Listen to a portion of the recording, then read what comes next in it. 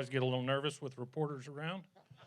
My mom told me to take my hat off inside, so I'm going to do that. If you need to put your sunglasses on with the reflection, feel free. You know, those stairs made me a little nervous when I was a district judge in Harris County.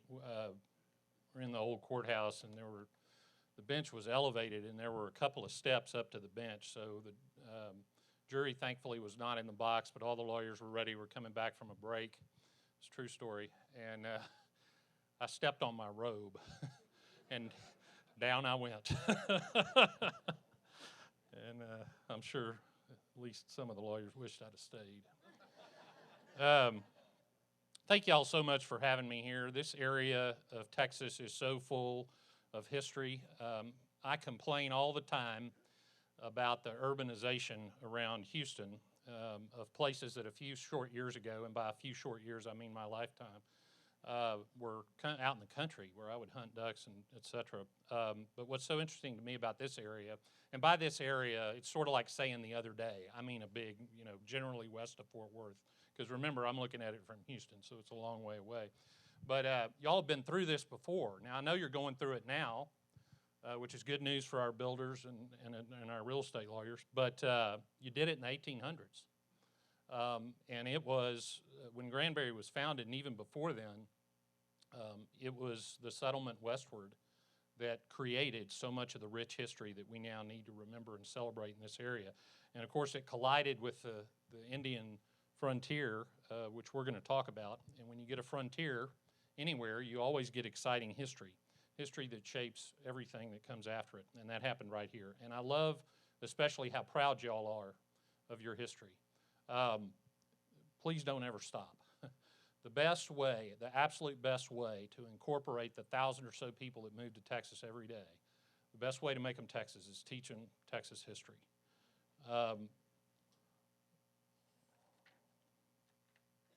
History shapes the present. It shapes us. It shapes our society. You have to embrace it, and y'all do that here, and I really admire that.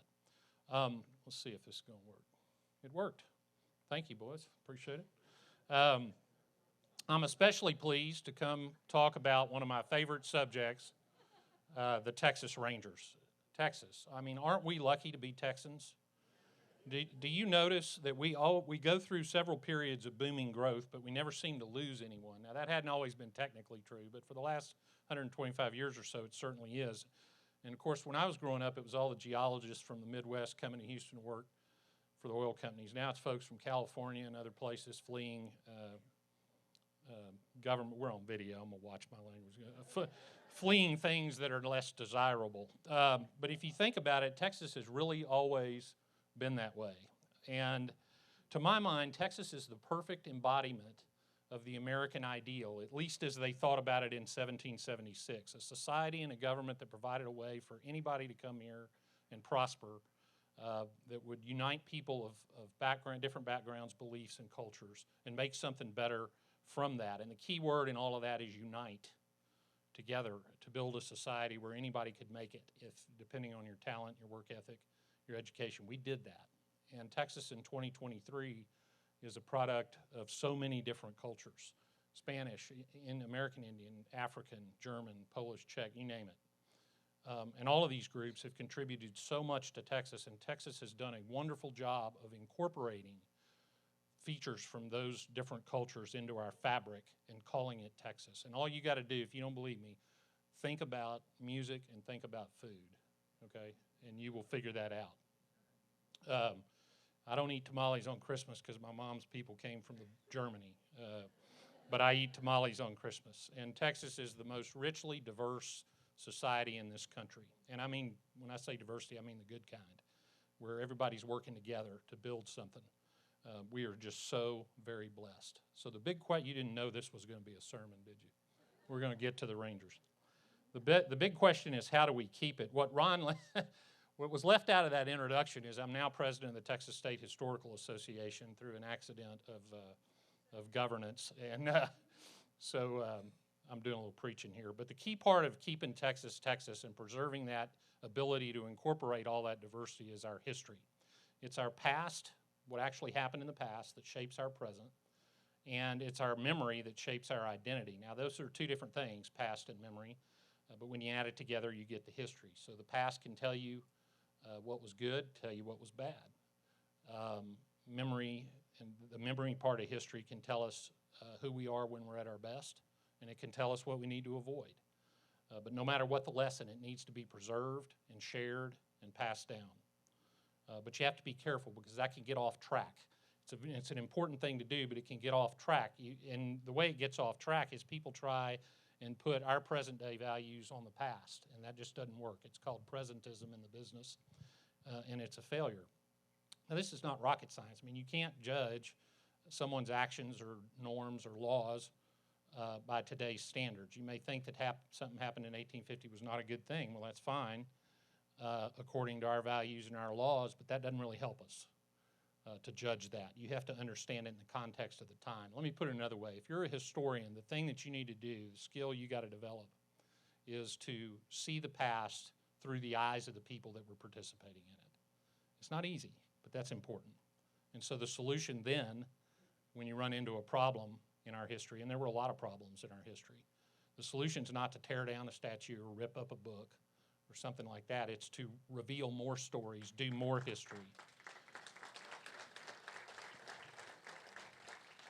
Do what Texas always does, incorporate more into our fabric, more memory into our identities.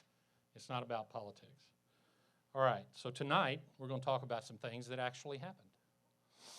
About the Texas Rangers. This is the 200th anniversary of the greatest law enforcement organization in the United States. Now, at the risk of keeping you here longer than you want to be here, I'll tell you a little personal story. I went to law school for one reason only. That was to go to the FBI and come back and work for DPS. I thought I would be a Texas Ranger. When I was appointed a judge, a lot happened in between. When I was appointed a judge, I was sitting around and I went, you know what? You're right where the good Lord wanted you to be. You're not a Texas Ranger, but now you get to work with them. And instead of a first responder, you're a last responder. But I get to serve the state that I love so much. And no other state has an organization like the Rangers. Now, you'll hear the Mounties in Canada or Scotland Yard be mentioned in the same breath, but they don't have the history that the Rangers have. And Texas Ranger history is Texas history because they were there for every bit of it. It doesn't matter what part you're thinking about, there were Rangers involved. My friend Dr. Rick McCaslin, recently retired from the University of North Texas, is now Director of Publications at the State Historical Association. He's written extensively about the Rangers, and he divides their history into 4 large periods.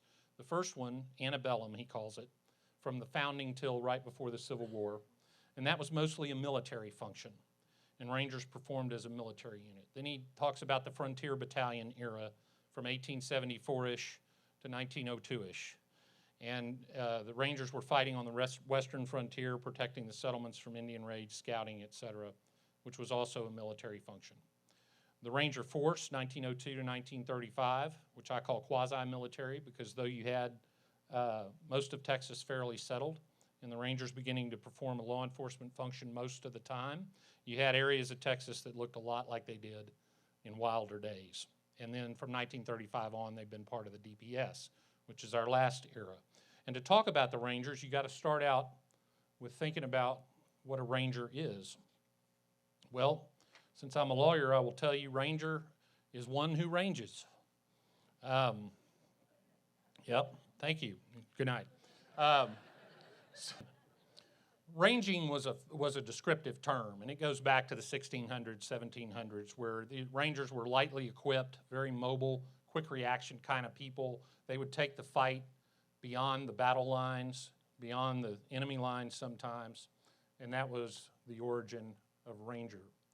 In Mexico, they had Rangers called members of flying companies, Compañía Volantes, the flying companies. These companies were essentially Rangers. They were mounted, and they were able to take the fight to the enemy. The one in Bejar in San Antonio had a lot of people from the town of San Jose y Santiago del Alamo, and they were headquartered in the mission San Antonio de Valero. And the mission had been secularized, and they were commonly called Alamo de Parras, and when they were, the short term for that was Alamo, which is what their headquarters came to be called, the Alamo. On August 5th, 2023, Stephen F. Austin wrote a letter to Governor Tres Palacios asking for permission to raise a company of 10 men to, quote, range for the common defense, close quote, of the colony. And that was the first use of the term in writing, and we have all kind of agreed that that's the beginning of the Texas Rangers. There were already guys out there performing that function, but we just all agreed on 1823. Now what's interesting about that, if you think about it, is that means that the original Texas Rangers were an arm of the Mexican government. That's how they started, to protect Austin's colony.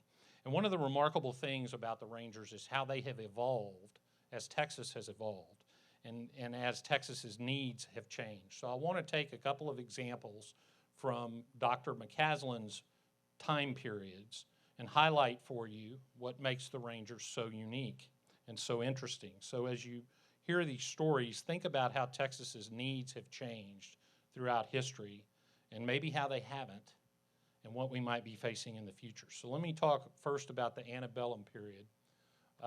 That's a drawing, not a photograph, obviously. That drawing is called Old Ranger. And that was, I forgot what year that was done, but that was some newspaper man's impression of what these Texas Rangers must look like based on what he had heard. It was not drawn in Texas. It was drawn somewhere in civilized. And we're going to talk about Matthew Caldwell. Now, Matthew Caldwell didn't really get all the fame and notoriety because he never did go in the military or politics, but he showed up every time and he brought friends. He was born in Kentucky. He moved to Missouri where he learned to fight Indians, but he also learned to trade with Indians. So what he learned was Indian culture. Now, this is 1818, okay? Very few people on this continent had seen a Native American.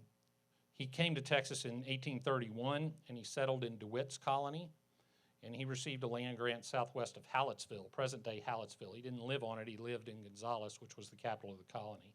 Early on, he got the nickname Old Paint because he had white patches in his beard. Now, Noah Smithwick, who wrote a great memoir called Evolution of the State, Smithwick described Caldwell, and he said, quote, he had a tan complexion interspersed with patches of deathly white. So what he probably had was vitiligo, if that's how you pronounce it. It's a condition where you get white patches on your skin. But, you know, Texans being so sensitive just called him Old Paint. He lived in Gonzales, and that's a picture of Gonzales well after he was there. He was a commissioner of the town council. He was also a city attorney under the Mexican government, so he was a Mexican government official. Now, October 1835, there was the famous Battle of Gonzales. What is the first thing that, if you're a dictator, what's the first thing you're going to do if you want to lord over your population? Gun control. It's the first thing you do. And so that's what Santa Anna did.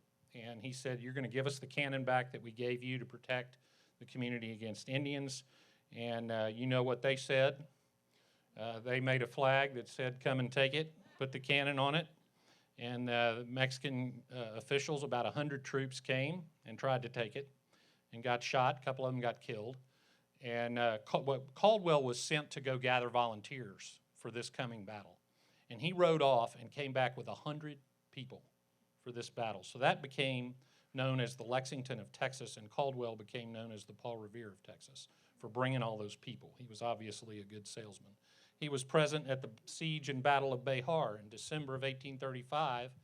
We had a real good run from October to December of 1835. It got worse from there. But we lay siege to Behar, and Edward Burleson wanted to break camp because winter was coming. And, of course, Ben Milam, in the painting in the upper left of this slide, stood up and hollered, who'll follow old Ben Milam into Behar? Well, Caldwell followed him. And they went in there, and they took San Antonio. That painting in the upper left, by the way, I didn't know anything about the original, but the Alamo actually has the original. It's beautiful, and they're restoring it. So go see the new collection at the Alamo. There's your plug for the Historic Commission, excuse me. Washington on the Brazos, March 1st, 1836, an utterly and totally dysfunctional Texas government decided to call a conference, a meeting on March the 1st at Washington on the Brazos to try to get something done. Caldwell was there. He signed the Declaration of Independence on March the 2nd, and then they immediately asked him specifically to go assess the condition of the Texas Army, not good, and go assess the condition of the Mexican army, large. He made it back to San Felipe de Austin, west of Houston, the capital of Austin's colony, to sign the Constitution on March the 16th. So he, if you can figure this out, was there for all of this stuff. We don't have a good record of his army service. He was not at San Jacinto, we know that. But in 1837, he was commanding a company of Texas Rangers. This was taken well after 1837, but I love old Ranger pictures, so I pick them at random and put them in there. He was leading a company of Rangers in the Gonzales area, and he would soon participate in one of the most significant events in Texas history with respect to Indian relations, and that's the Council House fight.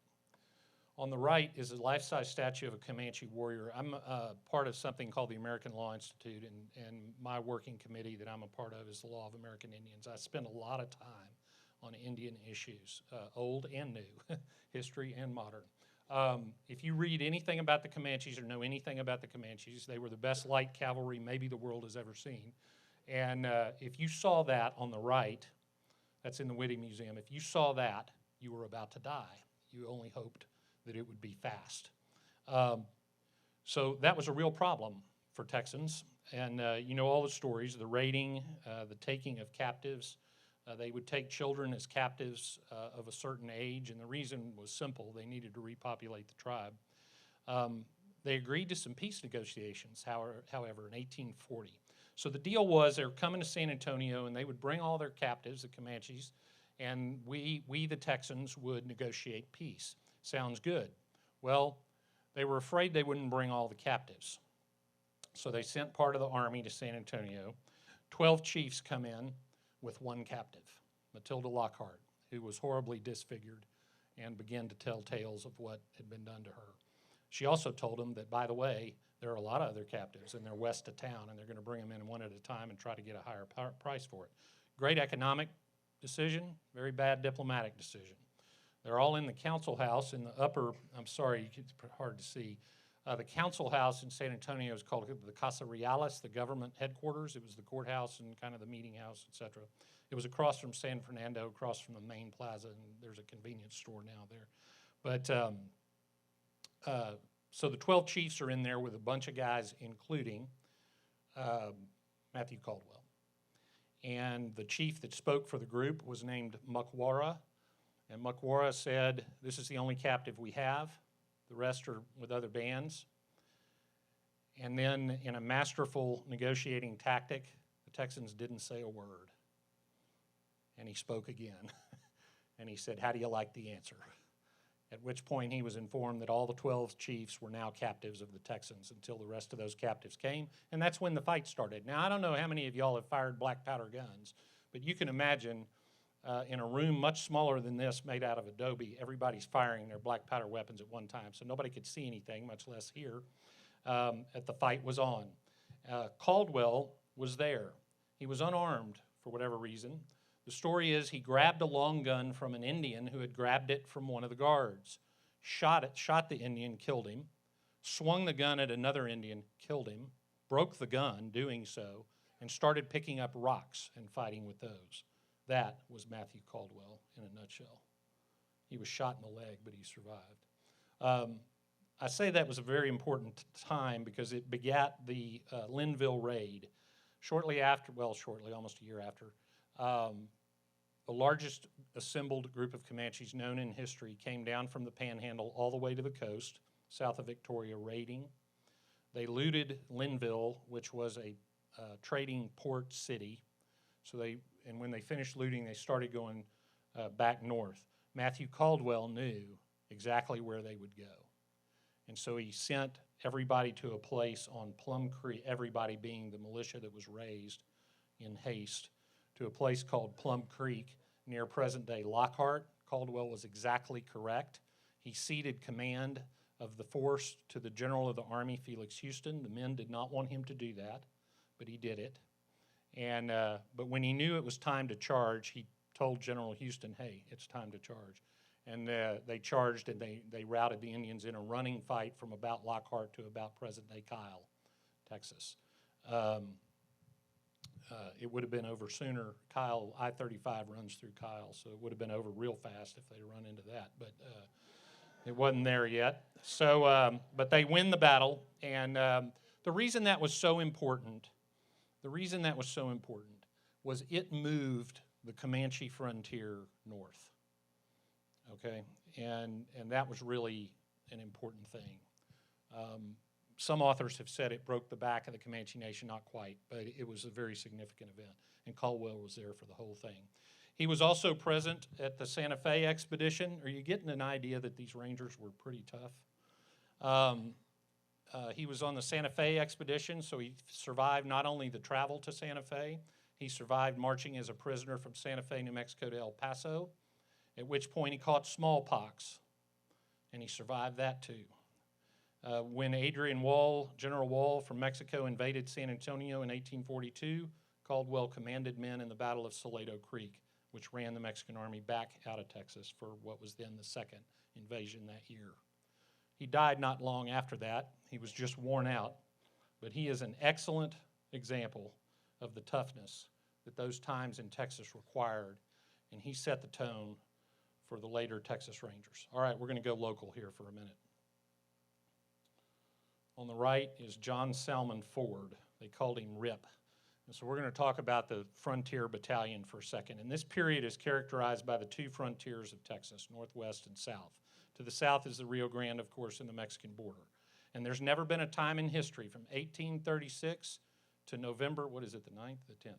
The 9th, November 9th, 2023, that there isn't an issue on that border. But let's focus for a minute on the northwest border. And I'll focus on an incident that occurred around here. And what this incident illustrates really is the transition of the Rangers and the question of military versus law enforcement. And that's of course relevant to today, as I'm going to show you in a second. This is a slide of maybe the Brazos Reservation and the Comanche Reservation around Fort Belknap and Camp Cooper. 12 miles south of Fort Belknap, give or take, was the Brazos Reserve. The main building was just east of present-day Graham. It was established in 1854. And the idea of the reservation system, at least with the Plains Indians and others, would be hostile tribes is what they considered, what they called them. It would give them a place to live, and they could live however they wanted, and in exchange, the government would provide the land, but also teach them to farm, which they had zero interest in, provide meat, clothing, tools, etc. And I'm generalizing, of course. But the Brazos Reservation was an early attempt to accomplish this. And an important thing to remember, of course, is that this is a big federal government program. And what do we know about big federal government social programs? And I mean, not just the program is big, but the government is getting big too, and that doesn't work. And it seems that those programs always ignore the real causes behind the problems that they're trying to solve, and it was no different in the 1850s. The problem was frontier violence. Again, it's easy to understand the violence on the southern border. We had had a war with the country to our south. We'd had a couple of wars with Texas. We'd had 2 invasions. We had all kinds of things. That's easy to understand. But we had a barrier to the north, and a barrier is not quite a border. You couldn't draw a line and say you're okay here, but you're not okay there. You might be okay there one day and not okay the next. It was a barrier to settlement. And the Comanches were dominant, so we're going to focus on those. So why does this matter, first of all? Can't we just recognize there's a barrier, no big deal? Well, it matters for the same reason that it's harder to get here at 5 o'clock in the afternoon than it was 5 years ago. Texas is always expanding, and we're always expanding, in this case, to the west. So the government decides this reservation is the way to solve that. So let me make one comment as a historian and show you this slide. I spend a lot of time reading and talking and writing about Plains Indians relations. And this is a very interesting topic because the issues are very relevant. Look at these maps side by side. It's hard to see, but in the middle left, at the southern end of the Mediterranean, is a place called the Gaza Strip. Do you see anything in common between these two maps? You've carved an area out of, and when I say you, you're, we, I mean the country, out of your territory and reserved it for a group with a culture and beliefs very different from your own thinking, and perhaps even a warrior culture. And the issues created by those differences, you think, will just go away, and everybody will live in peace, right? In case you think we can't learn from history. All right. I couldn't resist bringing it to the this slide doesn't want to go away. Ask me about the Indian trial during questions and answers. All right, something happened, though, that was interesting in the Brazos Reserves case. People actually got along pretty well at first. The violence actually calmed down. There were some friendly relations between the settlers and the Indians, and it's important to note that this reservation consisted of several different, what we would call tribes, including the Caddo. Now, the Caddo were a very old tribe in Texas, very old. They were sophisticated by our modern definitions of sophistication. They traded, they built, they had agriculture. Okay, the Comanches had a little bit of trading with the French in the 1700s, but they didn't build things and they didn't have agriculture. The Caddo had a passport system before Texas was settled. They traded as far as west as the Trans-Pecos through using other tribes as their agents. And the point I'm making is even within what you might call the Indian community, there are several cultural differences between tribes. And that brings us to a fellow named Choctaw Tom. Choctaw Tom, who was part Choctaw, we're not really sure how Choctaw he was, but that was his name. And he lived on the reserve, and he had been a translator for Sam Houston, not our Sam Houston tonight, but the old Sam Houston, and was well known to the people of the area, and he was very peaceful. And he was on a hunting trip around Fort Belknap, camped, including with his family, his wife and son, and a group claiming to be some sort of official militia from Erath County arrived, and they said they were hunting for Indians, specifically a Caddo hunting party. The leader was a name familiar to many of you, Peter Garland. The townspeople objected because they knew these Indians personally, and they were generally okay with them. And after making a show for the town that they were not after these particular Indians, they were going to return home. However, a local man guided them to the Indian party, where they proceeded to kill 7 of the 27 in the camp. Among the dead was Choctaw Tom's wife. Also, incidentally, another dead one was a guy named Caddo Jake, who was a friend of Charles Goodnight when Charles Goodnight was a youth. He recalls Caddo Jake fondly in his autobiography. Choctaw Tom was not in camp at the moment. He was back at the reservation delivering a wagon that he had bought.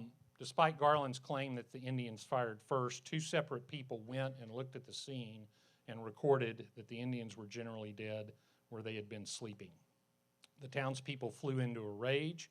Garland wisely left. The acting Indian agent made a visit to the reservation. He made a visit to the scene. The settlers were scared the Indians were going to retaliate, so they fled their homes. Imagine that, just having to up and leave. So everybody's on edge. Later, Garland publishes a letter publicly claiming credit for the killings, saying he did it because these reserve Indians were raiding in the area. I failed to mention that. There were Indian raids going on. It just wasn't Choctaw Tom. Nobody believed Garland's letter. Tensions were very high. Militias were formed. A company from the 2nd U.S. Cavalry came into the area. Now, the reason I'm using this slide relates to some Young County Indian raids, but I use it a lot because it's a broader picture of some of the county lines, and you can kind of orient yourself. Fort Belknap's on this map, and so you can kind of see where we're talking about. The 2nd Cavalry moved into the Brazos Reservation to defend it from any militia activity. Also, a company of Texas Rangers came to the Brazos Reservation, headed by a Captain Marlin. Captain Marlin, interestingly, would often take reserve Indians with him on his ranger activities. So we had Indians serving as Texas Rangers. The people in the Palo Pinto area sent word to the reservation that they wanted peace. The Indians sent word back saying, you have nothing to worry about. So in the immediate area, things seemed fine. A captain from the 2nd Cavalry assured everybody the Indians weren't going to retaliate.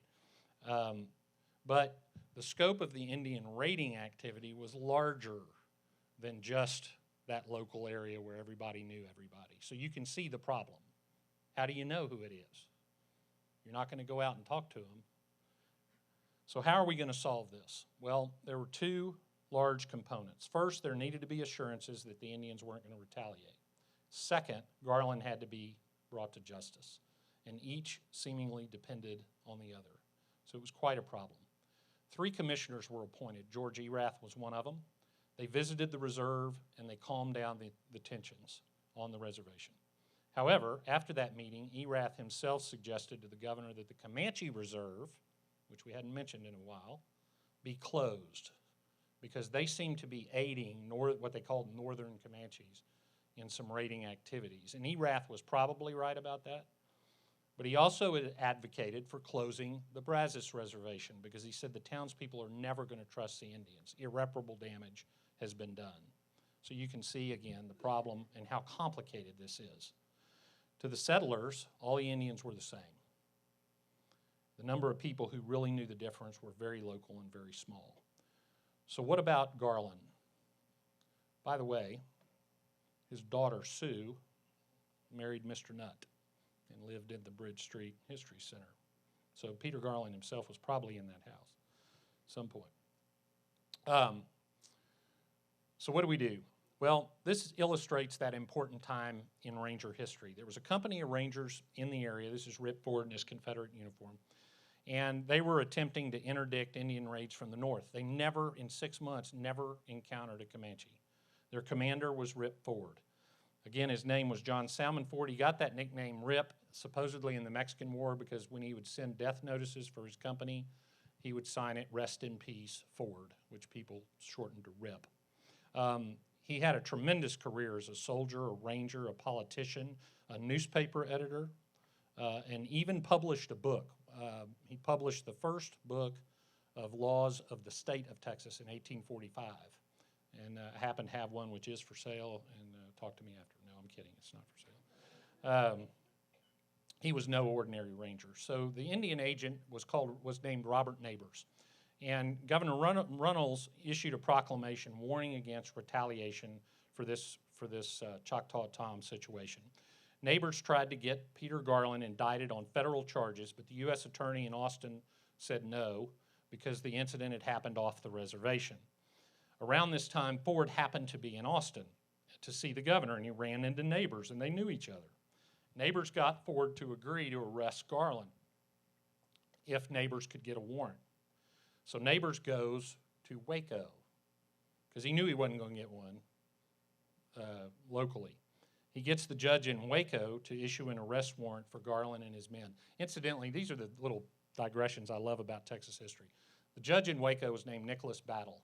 He had a slave before the Civil War named Shedrick Wills.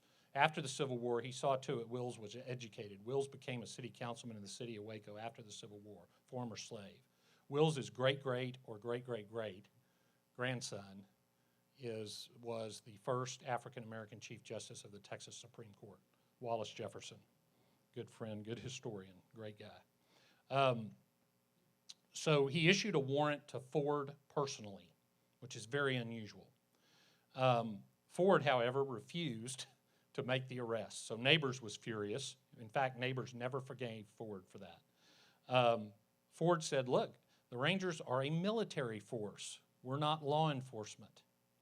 So we couldn't make any arrests. He also pointed out that Garland was fairly popular among his local community, and the arrest was not going to be easy. He also pointed out that the trial would have to be held in Palo Pinto County, not McLennan County, where the warrant came out of. So which one was the primary reason? I'm going to vote for number 2, the difficulty of the arrest. Ford knew there'd be violence, but he was right about the venue, by the way.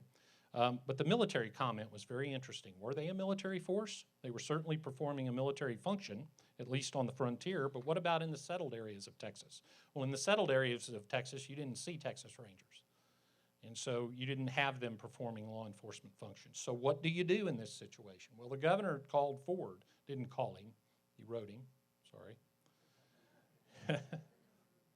He gave Ford an order that was a precursor to what would be the modern Rangers. He ordered Ford to make the arrests if called upon, quote, by any peace officer or other person deputized by judicial authority to whom warrants have been directed. In other words, you can help if a cop asks or if a judge asks. And the Ranger statutes now basically say that same thing. I used to threaten my ranger buddies in Houston that I would force them to serve civil subpoenas if they weren't nice to me, because that's in the statute. Reminded them every time I saw them. And so the governor was a little ahead of his time in shaping the Rangers. Garland remained unprosecuted, and that story shows the extreme difficulty of imposing the rule of law on a frontier, but it also shows how important that rule of law is to keeping order. One more story. Let's go to the 20th century.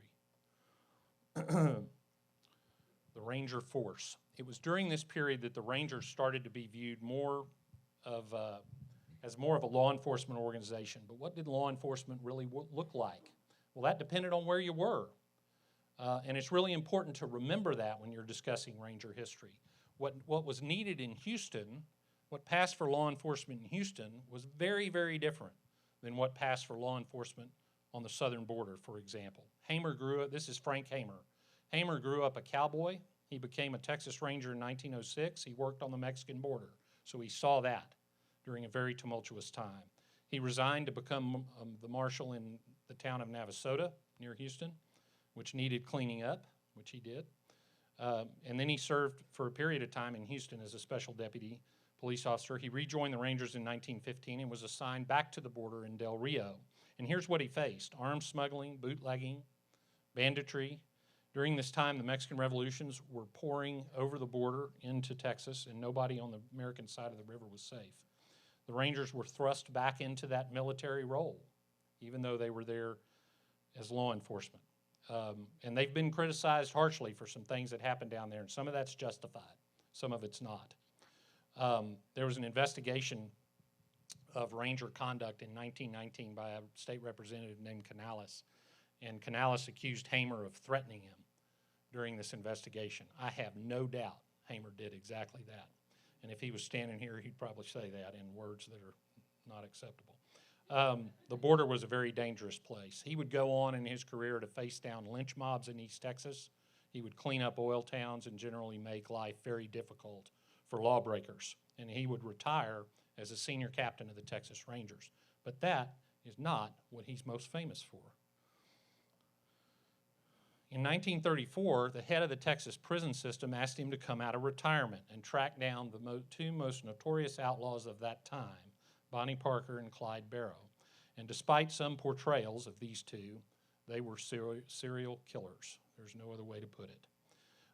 Hamer agreed to be a ranger again, or to perform a rangering function. He was paid as an agent of the prison system, but he was given a highway patrol commission, so he had law enforcement authority. And this shows how the Rangers evolved into the modern law enforcement force that they are now. First, he went to Dallas to learn about Bonnie and Clyde. The sheriff, whose name was Smoot Schmid, this is one of his deputies, Bob Alcorn. Bob Alcorn was experienced with both these people. He had arrested Clyde, and he knew Bonnie when she was a waitress at a cafe across from the Dallas County Courthouse, which is now, I believe the building is a bail bonds agency. Weirdly enough. So Hamer learned all he could about them as people.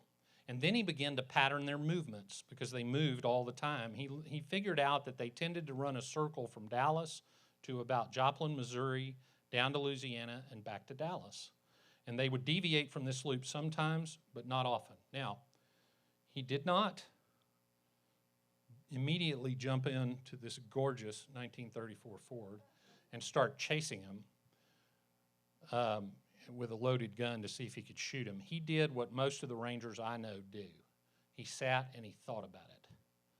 He thought about it. Bonnie and Clyde had been hunted for 2 years. Over 1,000 men, including the U.S. Bureau of Investigation, now known as the FBI, had been hunting them all over the country. Actually, what they had been doing, Hamer realized, was chasing them. They hadn't been hunting them. So Hamer needed to be smarter.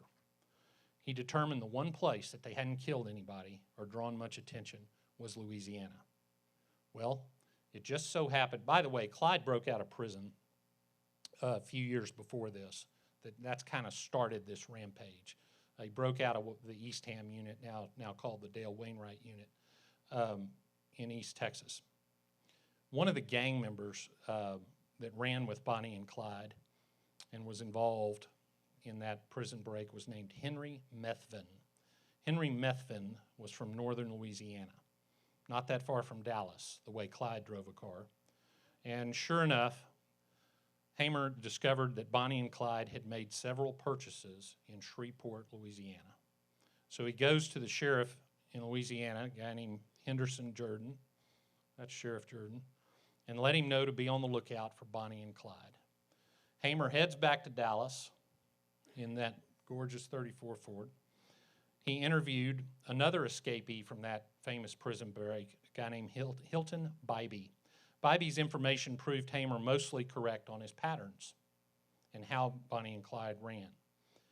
Hamer and the sheriff decided to try to get Bonnie and Clyde on the road, fearing that a raid would be more dangerous to the police and to innocent people. They were right. So they settled during the time between the breakout and the time I'm talking about Frank Hamer operating, they had killed several people, mostly law enforcement. So he picks a spot on a dirt road. It's now Highway 154. It's paved, barely, in between Gibbsland, Louisiana, and Sales, Louisiana. One of the great successes of my life raising my now 18-year-old daughter is the summer when I said, "You want to go somewhere?" She goes, "Yeah, let's go see where Bonnie and Clyde were shot." And I was like, "Okay." That's my girl. The highway department had cut part of this road through a small hill, so it's kind of hard to tell because there's vegetation, but what they did is they just piled the dirt on either side of the hill. So they had berms on either side they could hide behind.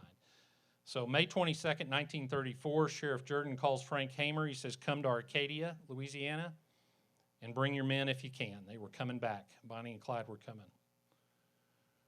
So there we go. They arrive in Louisiana about midnight, about 3 in the morning of May 23rd. They set up for the ambush. They got behind that berm that's in the center of that picture. They got behind it. They had Henry Methvin's father, Ivy, park his truck in the middle of the road and take a tire off. Now, this is the 30s, okay? You got flat tires all the time. And so he took a tire off as if he was changing a flat. He was not thrilled about doing this, but he did it. And the posse would be concealed behind that berm. He had the men stand about 10 feet apart, figuring Clyde couldn't kill all of them because he knew he was going to open fire. According to Hamer's recollection, he was on the far left, which would have been toward the photographer. Manny Galt, another former Texas Ranger that Hamer had gotten to come help and work with him, was with him. The Sheriff Jordan, Deputy Alcorn from Dallas, a young deputy named Oakley from Louisiana, and another young deputy from Dallas named Ted Hinton who knew Bonnie and Clyde. Hamer, Galt, and Jordan were focusing on the front seat. Oakley and Alcorn would take the back seat if anybody was in it. And Hinton's job was to fire a BAR, a Browning automatic rifle, which was a machine gun or a fully automatic rifle that fired 30-06. So any of you deer hunters out there, if you can imagine a rapid-fire 30-06, it was not easy to handle. He was going to fire that into the engine compartment of the car. So that sounded like a pretty good plan. And the plan, Hamer claimed, was to take them alive if possible. Hamer knew that was not going to happen. Two problems, mosquitoes, and they forgot to bring food with them. So they're sitting there losing their patience. Several cars offered to stop old Mr. Methvin, or stopped and offered to help him. They were just about to quit when Hamer claims that he heard the sound of this Ford V8. Now, back in 1934, a Ford V8 was a new thing, and it sounded different than any other engine. So Hamer hears it coming down. I don't know if this pointer's going to point. Not really. You see where that road turns? By the way, it looks exactly the same today, basically, except where they were shot is now kind of, it's got some markers on it. But so if you look up that road, it still looks that way. And he came down that road, and as it approached, Alcorn looked. Remember, he had seen Bonnie and Clyde before. He ID'd them in the car. Clyde stops his car next to Ivy Methvin's truck, 50 feet from those guys in that brush. They talked for a minute, and 3 things basically happened at once. First, Hamer and Jordan both stepped out to yell for the outlaws to stop. At least that's what they said. Second, Bonnie raised a pistol, and Clyde reached into his lap for something. Third, Prentice Oakley, the youngest among them, fired, as youngest among us will often do. At that point, everybody cut loose with every weapon that they had or ever thought of. Windshield shattered, windows shattered, dozens of bullets went through the doors. Ted Hinton forgot all about the engine compartment and just raked the front seat with that BAR. Clyde's foot, now apparently at this point, Clyde's dead. His foot slips off the brake, and the car starts to ease forward, so Alcorn runs out in the back and starts shooting in the back of the car. Lucky he didn't kill, the other people. And the car ends up off the road onto the side. And the two killers finally were dead. That picture was taken minutes after it happened. After a couple of hours, 200 or so people had shown up at the site of this incident. They inventoried the car. That's what they found. This was taken probably 10 or 20 minutes after the shooting. They towed the car to Arcadia, Louisiana, with the two bodies still inside. Lee Simmons, the head of the prison system, left it up to Hamer to how to divide up the guns. But unlike the outlaws, Bob Alcorn returned all the personal items to Bonnie and Clyde's family. Now that's a very short version of that story. The story of Bonnie and Clyde is not a romance. It's not romantic. They killed without remorse. They particularly enjoyed killing law enforcement officers. Two criminals, no regard for anyone else, and no regard for the law. They lived by the gun, and as you might expect, they died the same way. One of the items found when they ran Bonnie and Clyde, almost caught them in Missouri, ran them out of a hideout, was a poem that Bonnie Parker wrote. And it ends this way, quote, "Someday they'll go down together, they'll bury them side by side. To few it will be grief, to the law relief, but it's death for Bonnie and Clyde." And so it was, thanks to a couple of former Texas Rangers.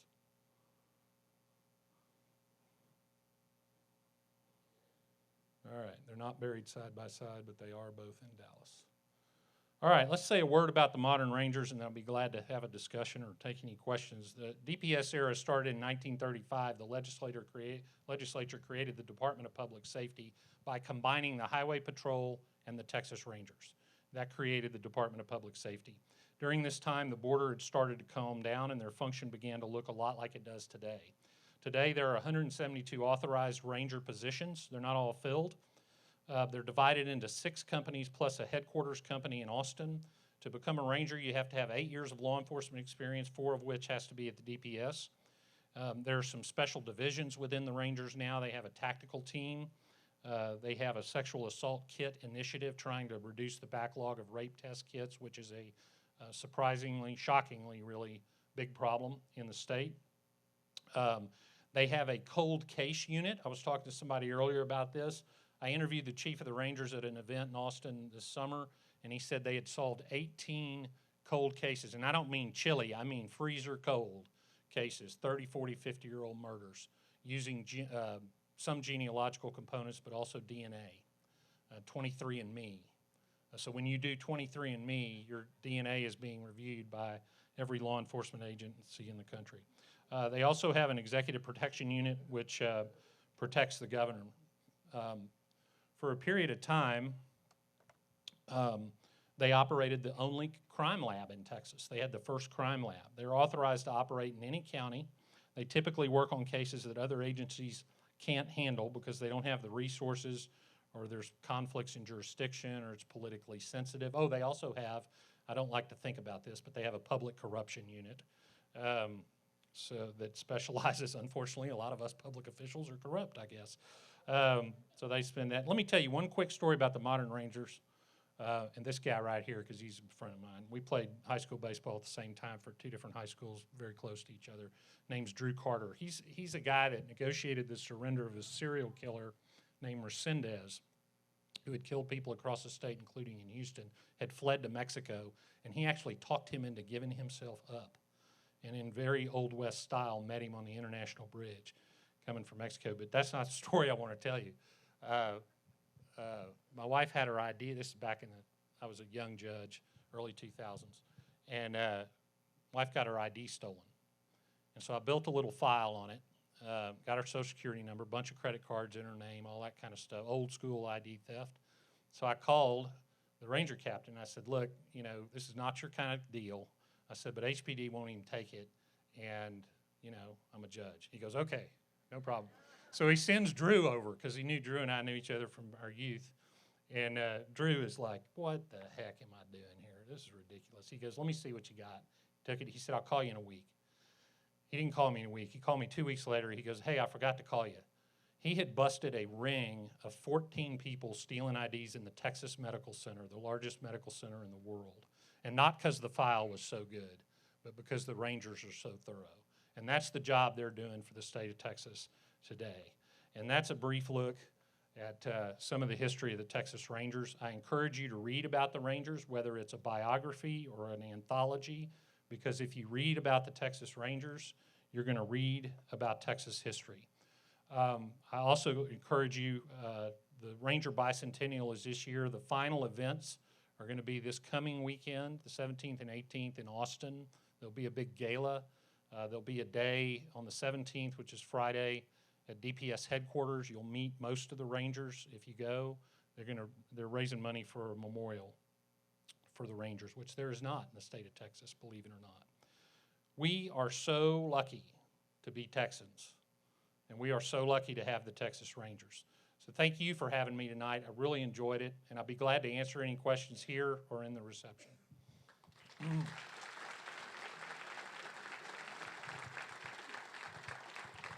Ranger. If you want one that's kind of fun, there's one called One Ranger, which was written by an old friend of mine now deceased named Joaquin Jackson, who was he started in the Rangers in the 60s, hired by a guy who used to get in a lot of trouble for being a rather stringent enforcer of the law in South Texas, and he ended his career because he didn't like laptop computers. That's not how he ended it, but One Ranger is a good one, but any biography of the old Rangers, and there are several anthologies, so there's a lot of books. Mike Cox has written several of them. Texas Ranger Tales is a very good compilation. There's also a series of 3 called Rangers in the Hall of Fame, which is a series of biographies, short biographies.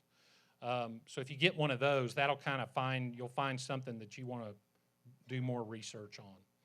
It's pretty interesting. Yes, sir?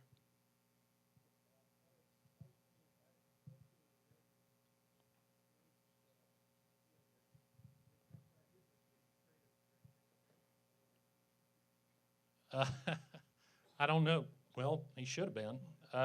If they had been over there, it would have been hell to pay. I don't know, but he darn sure should have been. Was Hitler afraid of the Texas Rangers? That's great. I'm going to look into that. Yes, sir. Yes.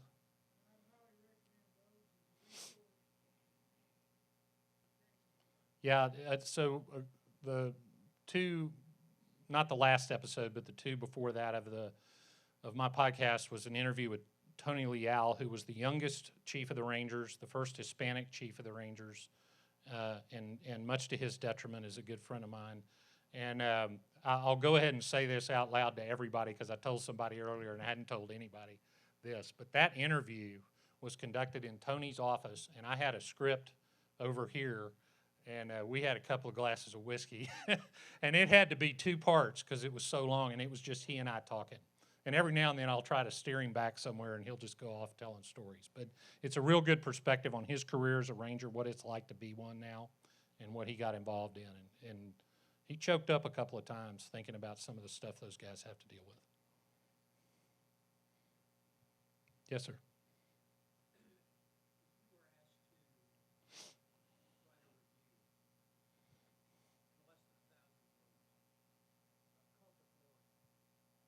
Oh, God. All right, I got to watch my mouth. All right, here's a problem we got now. I'm sorry, I keep forgetting that. All right, he said if I were to write a review under 1,000 words of a book that came out a couple of years ago called Cult of Glory, which purported to be a history of the Rangers, what would I say? 1,000 words I can say in front of the ladies. It was written by a reporter, not from Texas, and he had worked here for a long time, but he was not from here. And it purported to be a history of the Rangers. And let me give you an example from that book, because he used to say this on his book tour. He claimed that there's an expedition called the Callahan Expedition, and he claimed that that was a slave-catching expedition. Except there was an article written in the 80s by two scholars totally debunking that with, things, primary sources. And he just ignored it, left it out.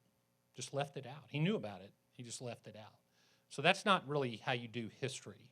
That's how you do advocacy.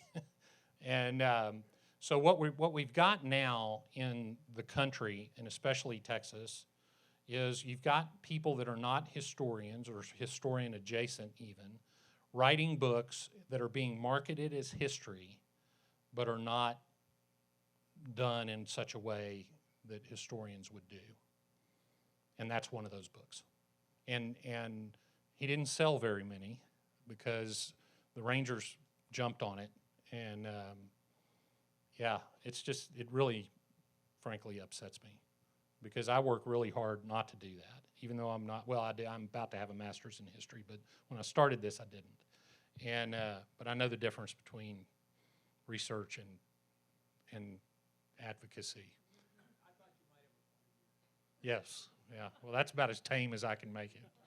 But you got to watch that, because you got to check. I mean, if the first thing I'd do if you find a book that purports to be history and it's on the front shelf of the bookstore, I'd look in the back and see if there's even one footnote. See if it's footnoted at all. What are the sources? Unfortunately, we're in a time where you really got to check that, not just in history and everything, but there was another book you might have heard of encouraging us to do the opposite of remembering the Alamo, and that's the same thing. So it's really sad. Yes, sir.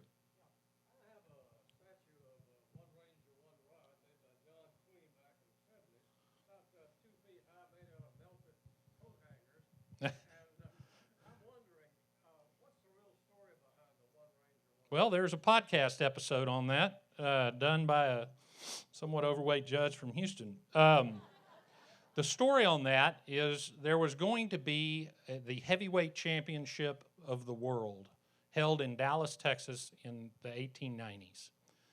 Gambling was illegal.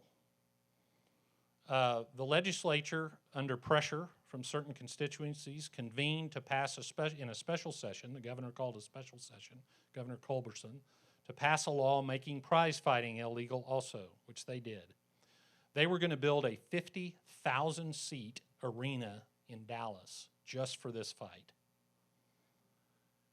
So the governor sent a ranger captain to Dallas, and he gets off the train, and the police chief said, "Where are the Rangers? They only sent one." And he said, "Well, you've only got one prize fight." And that's where it started. And the story gets told that there was a riot and there was only one riot. But it doesn't matter what you use. That's a great story. The rest of the story is the fight did occur, since you asked, on an island in the Rio Grande, because the Rangers couldn't go to the island in the Rio Grande. They didn't have jurisdiction. So a judge in Langtree, Texas, you all know who I'm talking about, Justice of the Peace, Roy Bean, built a boxing ring on an island in the Rio Grande, and they held the prize fight. And it was between Maher, whose first name I forgot, Peter maybe, and Fitzsimmons. And this was a huge event. And like every pay-per-view boxing match I've ever ordered, it was over in 90 seconds. But that's the story. Anybody else? All right. Well, I'll see you at the reception. Oh, sorry, I can't see you for the lights.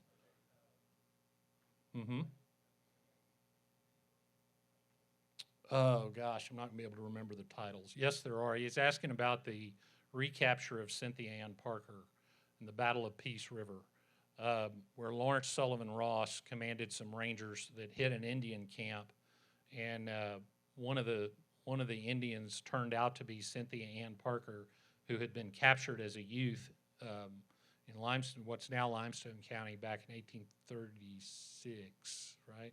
36. And for 25 or so years had lived with the Indians, had been married to a chief, and had children, one of which was the last war chief of the Comanches, Quanah Parker. So there's a recent book on that written by some scholars that you know, they and I probably don't agree on much, but they did a lot of original source research on what the battle actually was. And I'll look it up at the reception and I'll tell you what it is. But there's not a whole lot written on that, because what happened when they did that and they got Cynthia Parker back, and of course the end of that story is she died very quickly upon coming back to quote-unquote white society. She didn't like it. She didn't want to come back. And that's actually something that's very interesting about the Indian captives. There were many, many people who had lived with the Indians as children who wanted to go back to the Indians. There's a couple of books on that phenomenon, which is pretty interesting. But she came back and died very soon. It was very sad. She had been captured from her family, and then she was captured again from the only family at that point she knew. Yeah. Interesting story. Yes, ma'am.